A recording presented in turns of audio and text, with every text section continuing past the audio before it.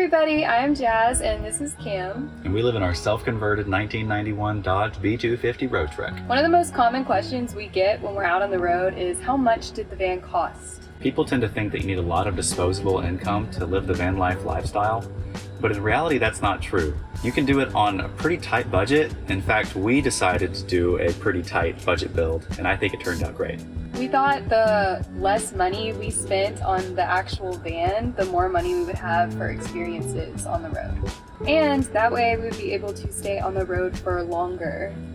We had a budget of about $15,000 for the entire build, and we wanted to stay under $10K for the van itself and under $5K for all of the renovations. $5K is honestly a pretty low budget to have in a build, especially considering everything that we wanted in our van.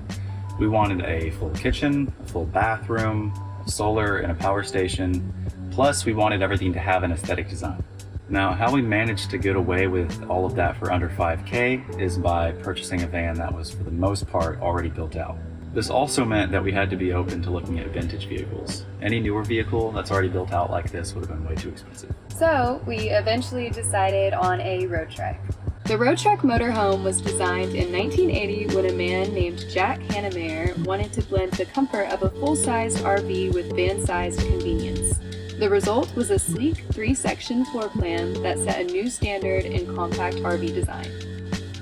Roadtreks made it possible to travel with a true home on wheels feel while remaining easy to drive and park.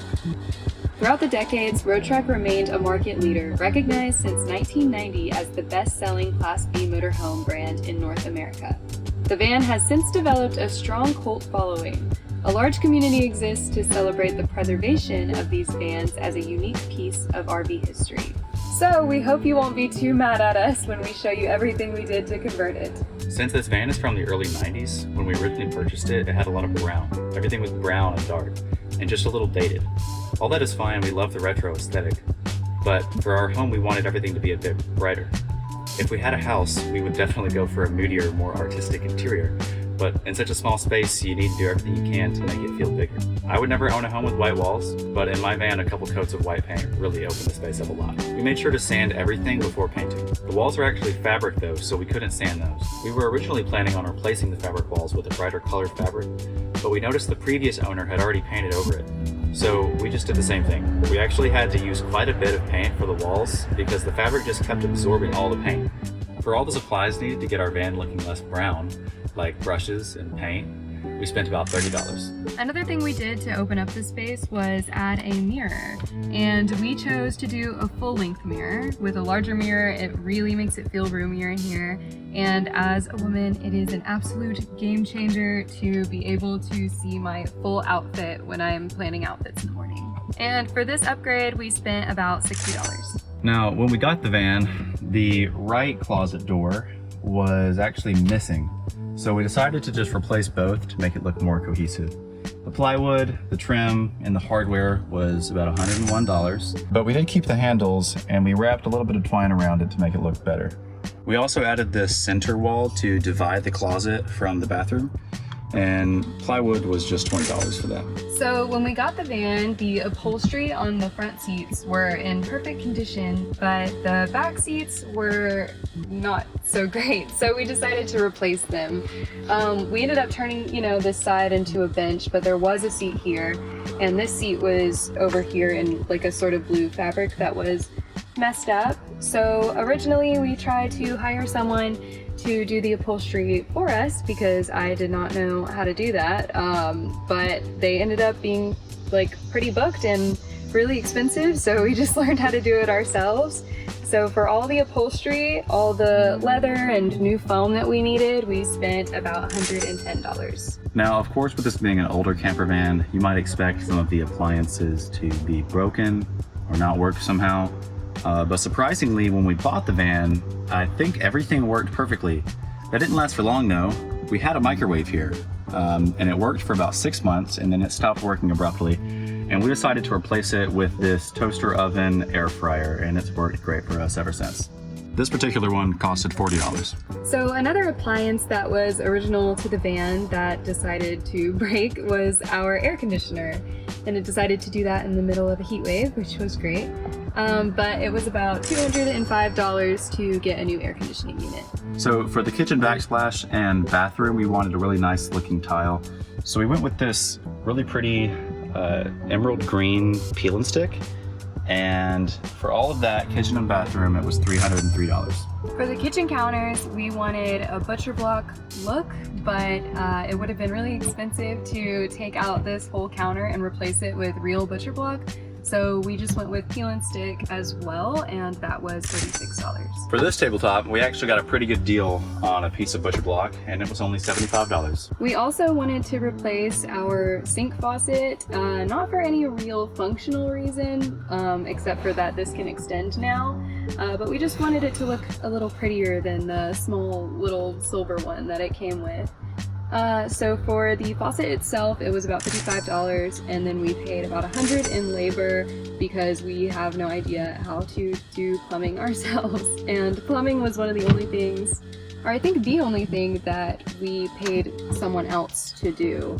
Everything else we did completely ourselves. I mentioned the old appliances. We did eventually have to buy a new 12-volt pump that went out. It's located down here under this cabinet.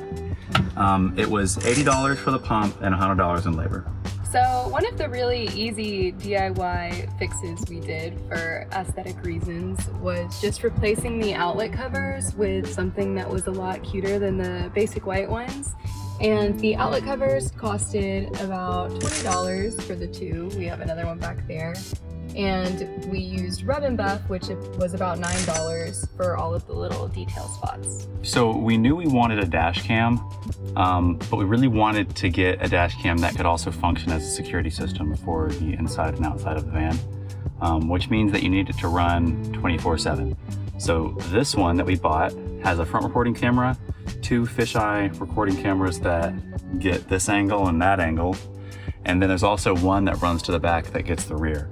So we have 360 recording. It all records to a card on there, and you can also send it to your phone remotely. For that, we paid $100. So of course we said we wanted it very white and bright in here to make everything feel bigger, but we did want to leave wood accent pieces where we could. So to redo all this shelving by sanding it down and staining it costed about $10. So for our iconic 3 windows up top, we decided to put some vinyl window trim around the edges of it because we didn't really like the plain black that it started out with. It was a little difficult, as you can see, especially because the heat on the hot days, it really loosens the glue. But for the trim, it was $23, and for the JB Weld Flex Seal, whatever we used to adhere it on there, it was $24.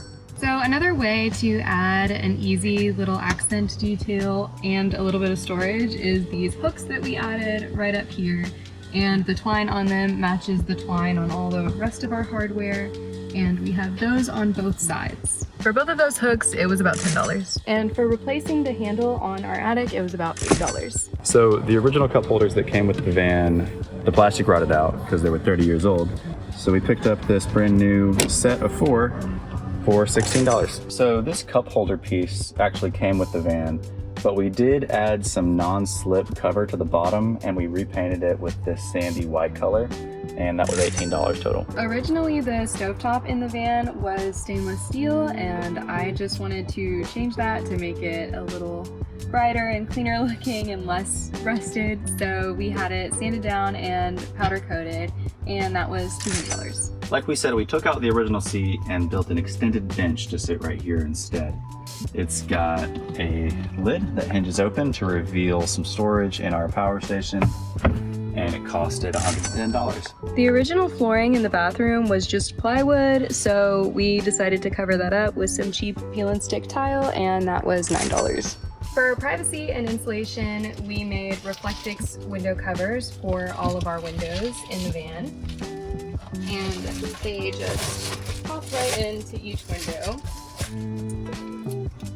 And for all of the window coverings, all of the Reflectix, and all of the fabric, it was $85. Of course, we needed a few basic power tools to complete these projects.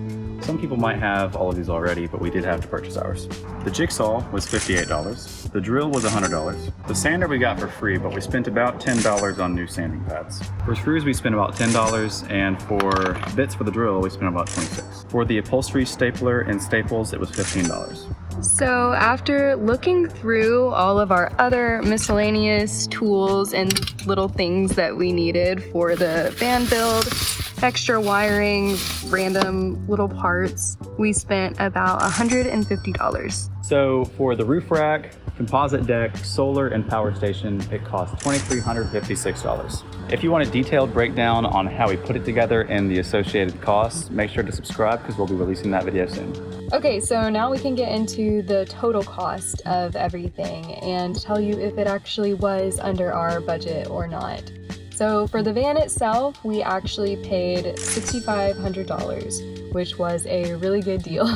For the total cost of the van and the conversion together, we spent $11,206, which is way under budget. We really lucked out with a lot of things. And of course, that price does not include everything we own, like all of our clothes, bedding, kitchen supplies, decor, things like that. If we included the price of that, it would definitely push it up closer, if not past $15K. We absolutely love the layout of this van, and honestly, if we bought a van and converted it from scratch, I think we would do a similar, if not the exact same layout. So if you want to see why we love this layout so much, make sure to subscribe and check out our van tour video. So that is all we have for you guys today. Thank you so much for watching. If you enjoyed it, please like and leave a comment if you have any questions. Thanks for watching.